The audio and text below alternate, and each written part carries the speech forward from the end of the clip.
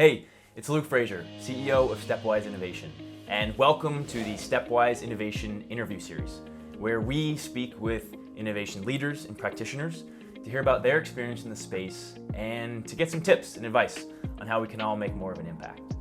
To listen to all the interviews and to learn more about Stepwise, head over to stepwiseinnovation.com. I'm Ashley Cader. I have been working in innovation for almost 10 years now. Sort of got started before I think innovation was a well-known type of function where people were approaching it in lots of different ways. I had opportunities to really see what worked and what didn't work and sort of pick my parts of the philosophies that I think really would drive change and really uncover deep human insights that would power us to, really amazing types of solutions. We used to say we really wanted to create kick-ass things. And so that's kind of the fun part about this role that I've been able to do over the last few years. Working at a couple of different insurance carriers, some of the P&C side, some on the group side. So definitely a blend there that can be applied as I think about new opportunities, new markets, new things that we can just, enhance people's lives and really solve some key challenges. Awesome. And yes, you and I worked together in the past in the insurance innovation space. You were crazy enough to come on board in those early days. It was fun. It was very fun. So Ashley, when a lot of people hear about insurance and innovation, they think like insurance companies aren't that innovative. What's your reaction to that? So I would say they're trying. Insurance companies are trying. They've been trying for a while. And sometimes the innovations aren't things that you necessarily see, right? Not everything is customer facing. If I think about some of the back end systems, the sophistication in data analysis in order to get you quick quotes or to evaluate the damage on your car and get you in and out of the shop quickly. I mean, those are some innovations that have occurred.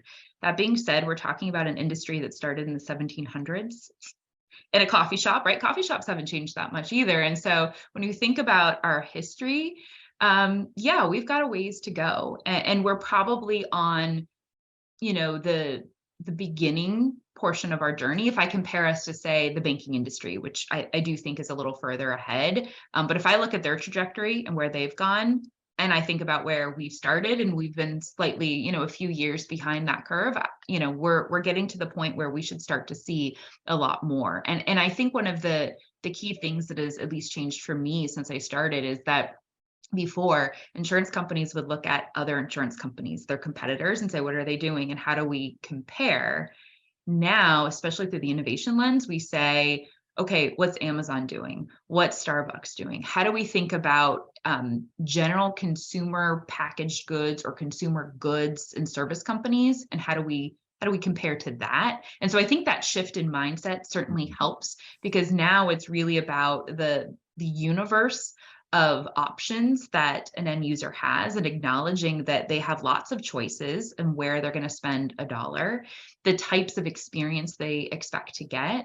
And so we have to be able to match those expectations. And when we can do that, that's where I think you see, the change in innovation. You see more solutions that are putting the consumer front and center. And that's really going to be the turning point, I think, for us. Right. Yeah. Because as a consumer, I'm not thinking through like my Liberty Mutual auto insurance policy compared to like what the Hartford could give me. Right. You might not even know those two names, right? Right. Yeah. Maybe I work through an agent and I don't even want to think about it. But I'm thinking about like, I just clicked Prime and have like my groceries delivered in 2 hours. Exactly. Like, that's my experience today. Yep. And now you want seamless, you want fast, you want, frictionless. You don't want to have to think about it. And sometimes on the insurance side would make you think about it. It would make you think about it a lot. So yeah, we have to sort of flip the script there. Yeah. So in your innovation roles in the past 10 years, you've played in, or your roles have included like strategy development, innovation strategy in particular, insight discovery, concept development, launching to market, like that whole gamut, correct? Yes, correct. What part of that is like most exciting to you? That's a lot. So I think there's two things, right? Really enjoy building innovation organizations in teams, because I think that's a very challenging, if I'm being honest, a challenging role to play. Some of it comes down to the culture of an organization, right? Particularly when you're building new innovation. If you don't have support from the top down, sometimes it can be a really hard slog. Even when you do have support from the top down and there is a desire to buy in. I had one fantastic leader who was all about disruption. That was like the term back then. So I'm dating myself a bit. But it enabled us to then think about how you drive change and how you think about cultural change. And when you're in a role like this, you're always pushing. And, I had a different leader actually say, have you realized the impact you've had? Like, go look in that conference room and they're all using Post-it notes. And I know that's not like, we have the perception that we just walk around with our Sharpies and our Post-it notes and that's innovative. But the point was they're sitting in a room, dialoguing, brainstorming, thinking about the consumer, and that didn't happen, say, a year ago. So building those types of organizations, while challenging, it's really great when you start to see the fruit of that labor. The other piece I would say is the insights. When you uncover sort of that golden nugget, it's so exciting because you're like, oh my gosh, I just learned something new and I think I cracked the code, or this is going to sort of influence and drive that net new idea. Because we have this new insight, what can we do, right? I remember when you came back from, this is South Korea, right? And just the information that you brought around Eastern medicine and the difference between Western medicine. And we started to compare those two things and uncovered such a new way of thinking about accident and health insurance of all things that was exciting. It was like, look at all these new things we're learning. Look at these new applications of those insights. We could do this type of, offering, or we could go with this type of service or even this product. And I think that part is where it gets really exciting. It takes a lot of work to get to that point, don't get me wrong. But once you've started to peel back those layers and you go really deep in really teasing apart those insights, I think that's the fun part. I am 100% with you. I think, as you know. So you mentioned, before I ask more questions about insights, I know you have built the innovation function a number of times. How do you think about building an innovation team versus an innovative organization? So I do think having a strong team enables the organization, because then you have ambassadors that can talk to your peers, right? But sometimes it is like a hand-to-hand combat or, one-to-one. It takes a conversation with an individual, explaining the nuances. Sometimes it's sort of reassuring people like you're not there to take their job, or that what you do is different. So one of the things I run into sometimes with teams is like, they look and say, oh, you've got a product innovation person, right? Because the terminology changes from company to company. I'm like, yeah, but they're not doing, product development and management like a typical product organization and insurance company does. Or they'll see that, hey, you've got design researchers. Well, I have a design creative team. Like, what are you doing over there? Or there's a feeling like, oh, they're taking the UX job, which it's not, because not every solution that an innovation team comes up with, right, is digital in nature. And frankly, the skill set of someone in UX is going to be different than the skill set of a true design thinking design researcher that we use. And so we oftentimes collaborate, but you have to get people comfortable with the fact that there's going to be collaboration. But the other thing that I found when building teams or building a function is putting a lot of those pieces directly into the function helps with speed. So that's the other thing. You tend to find organizations where they've got this team in one function, they've got this team in another function, this team in a third function. And they're like, oh yeah, SLAs are 2 to 3 weeks, right? And you're like, that's great. Love that for you. Love that for the other parts of the organization. That works really well.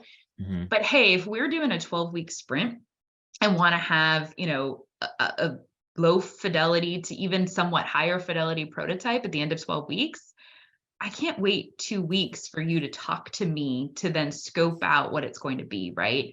And so sometimes, when it comes to even the talent we hire, we think about who are the scrappy people, who are the people that have no ego and will say, I don't know how to do it, but I'm going to figure it out because I need to Yeah. get it done in 12 weeks, right? And so there are things that I've done. I've had people on my team say, well, I can go get an insurance license so I can go test this out on the street, right? And they're willing to do that. Or I don't know how to write an insurance contract. I mean, there's SMEs and there's experts that we certainly tap into later in the process. But for the fact of trying to get something tested pretty quickly, I'm going to go figure out how to do it. I don't know how to speak German, but I need a line on here. I'm going to go figure out how to translate it, right? So that can-do attitude, sort of roll up your sleeves. Those are types of personalities that I think really work well.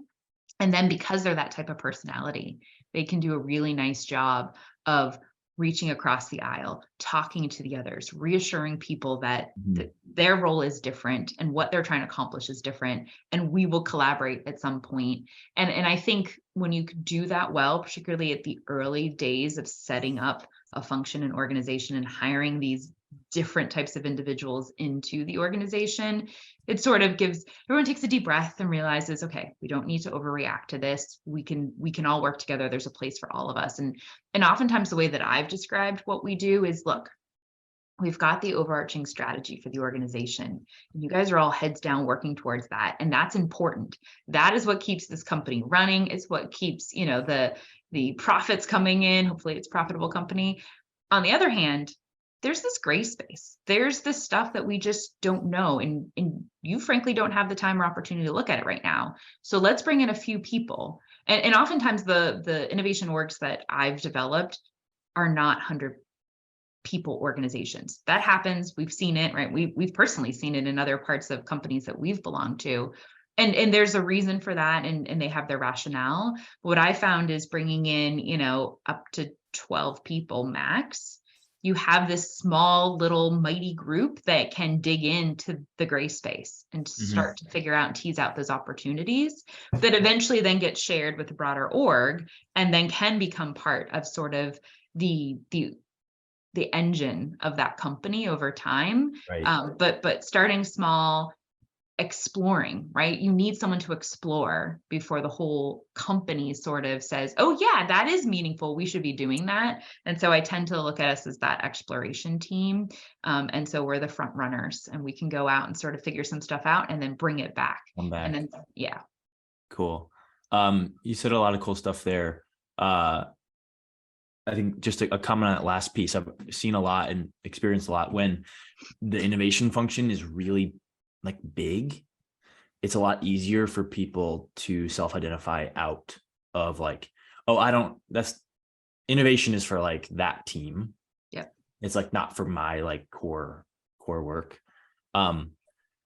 And that's the other thing. Actually, I'm really glad you mentioned that, because that's where I think we've also found success in transforming organizations is that, hey, it's not that we're building this giant innovation function and they do innovation.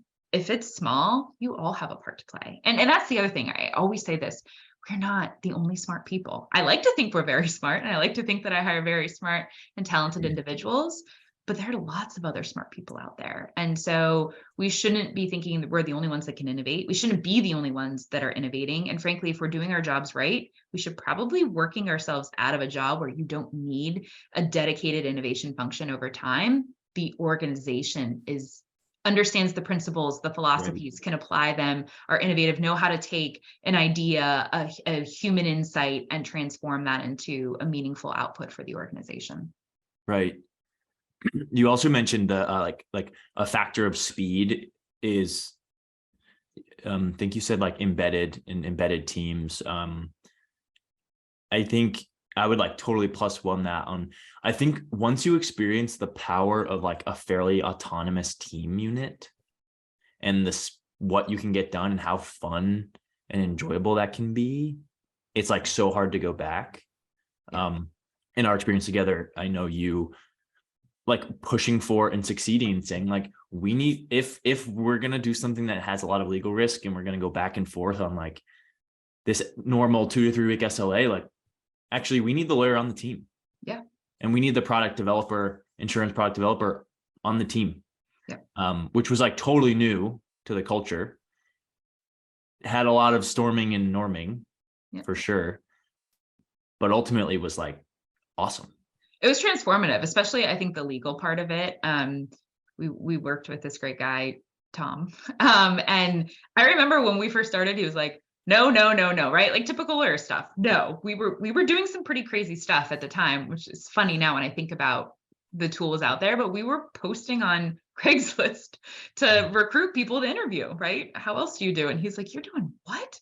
Right? So first reaction, that's not safe. But over time, we got to a point, right? Because he was sitting in the customer interviews, like he was hearing directly from the individuals, he then understood why we wanted to do, XYZ.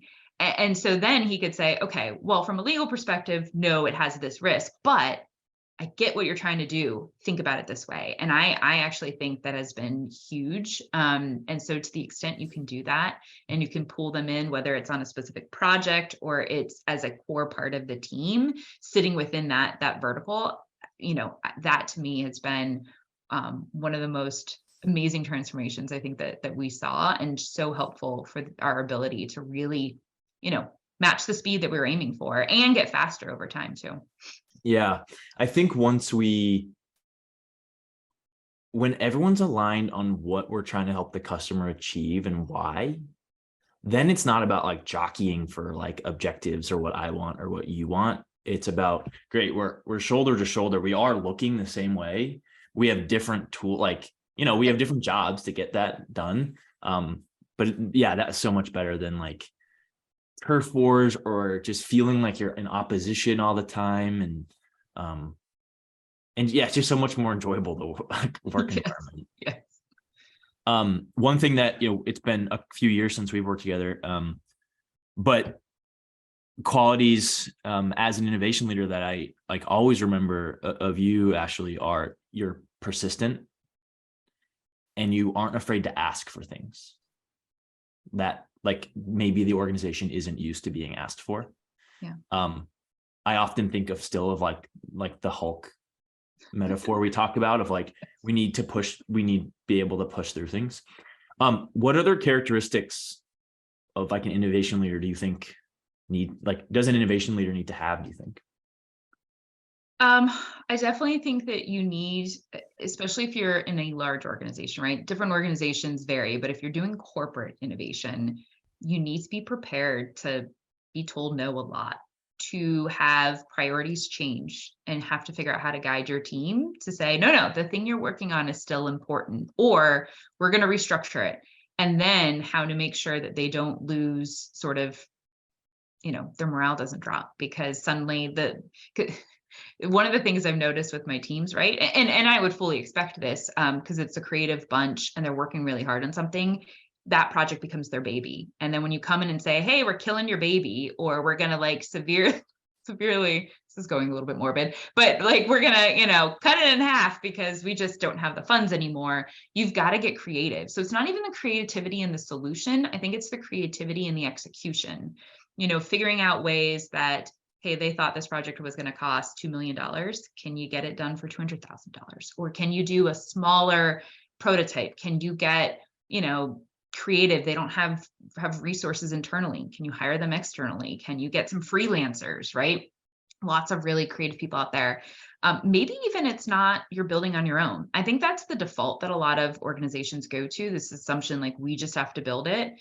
But there's lots of great companies out there, and can you partner with someone in order to find that solution? You can test and learn around that solution, get people comfortable, and then you make a decision, right? Maybe we go all in, maybe we acquire, right? There's lots of, I think, paths to take. So I think not reacting to the no, or at least not accepting the no, is probably the best way to continue to be successful in that environment. And then you just gotta push and push and push. That's not what you like to do. Probably not the best role to be in, but certainly I think the reality of innovation in the corporate environment. Yeah, it sounds like staying passionate about like, I don't know, acting on the insight you found or helping the customer or the company in some way, but detaching necessarily from like a certain outcome. Yeah. Like maybe it's going to look different than how we had sketched this out at first. Yep. But And sometimes it dies and you have to accept it and you have to move on and go Mhm. for the next thing. And sometimes it gets resurrected eventually down the line, right? I always say ideas are easy. I actually think that's the easiest part of the job. I think the hardest part is the execution. And Mhm. so, you've just got to work at it. You've got to work with your leaders. You've got to continue to push. And then you've got to, work once even you have some acceptance at the leader level, you got to push through the organization because it's not the stuff that gets done. Unfortunately, it is usually the easiest thing to cut or the easiest thing to say, oh, the market's not there yet, right? And so if you continue to push and continue to challenge and question and can at least get people comfortable with, we're not spending millions and millions, right? We're just trying to carve out this little piece for exploration. You tend to get, oh yeah, we should be exploring. Why wouldn't we do that, right? And that tends to at least get you enough that you can move forward.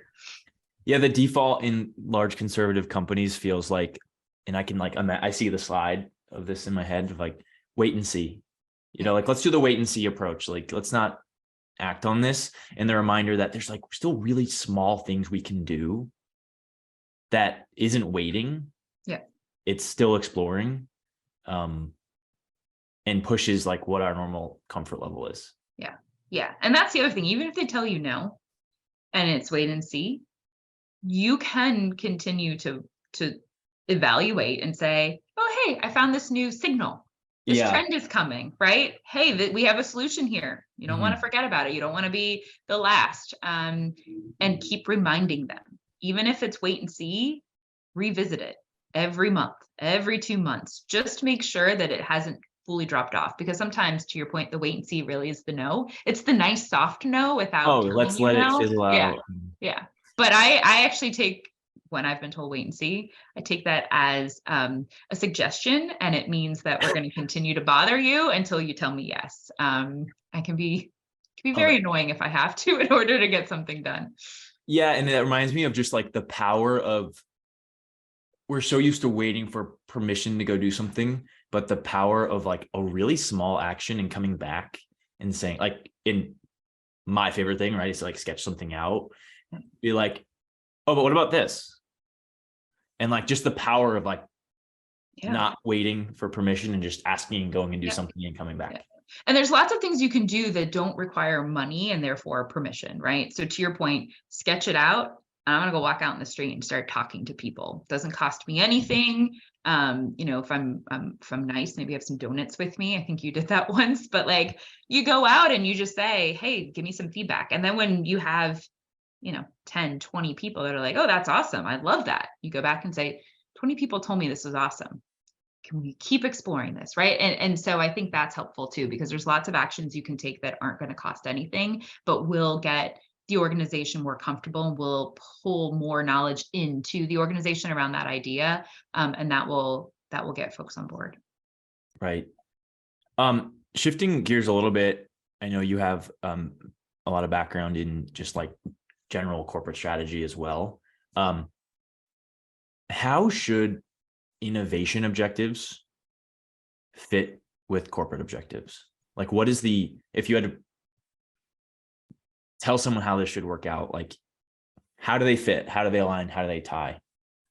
So, I mean, when you think about corporate strategy, oftentimes you're thinking about, a couple of years lens. I actually think that innovation strategy and corporate strategy should be more tightly intertwined, because yes, you've got the 3 to 5 year view, but like 5 years, who knows? And I think there's a lot more. There's lots of really interesting techniques, future thinking being one of them, that can be applied to the unknown, right? And so if you think about innovation around this idea of signals, not even trends, right? So strategy looks at trends and says, what should the organization do? To me, innovation looks at signals that say, we think these trends are coming. what should the organization do?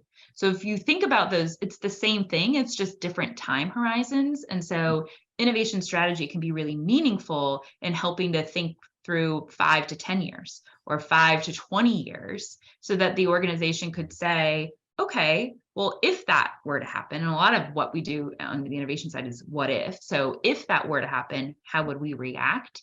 That sort of starts a whole new cycle of strategic planning that can prepare the organization, I think, even better for the future. So then you've got your 1-year plan, your 3-year plan, and then your here's what we do if we start to see these signals developing so that strategically we're ahead of the curve. And so I do think that they should be more intimately intertwined. And then an innovation function can support both strategic opportunities and goals, as well as, the longer term play and sort of exploration there too. That's cool. A lot of my time is spent thinking about how one's corporate strategy should dictate the innovation strategy, just knowing that like if it's not in the corporate objectives, it's going to be really hard for anything to succeed.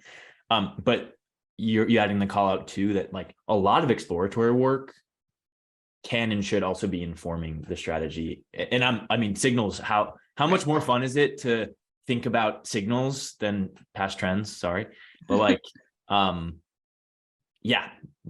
So I think you're right though. It's not linear. And I think that's the thing that I've always thought about, at least with innovation, is it should be circular. So yes, strategy to some degree should say, where are we hunting? Where are we going to win over the next couple of years? And where there's the gray space, where no one's got the time and focus, that's where innovation gets involved. But then as innovation's learning things, right? You can't dictate what you're going to learn, what types of insights are going to come out of it.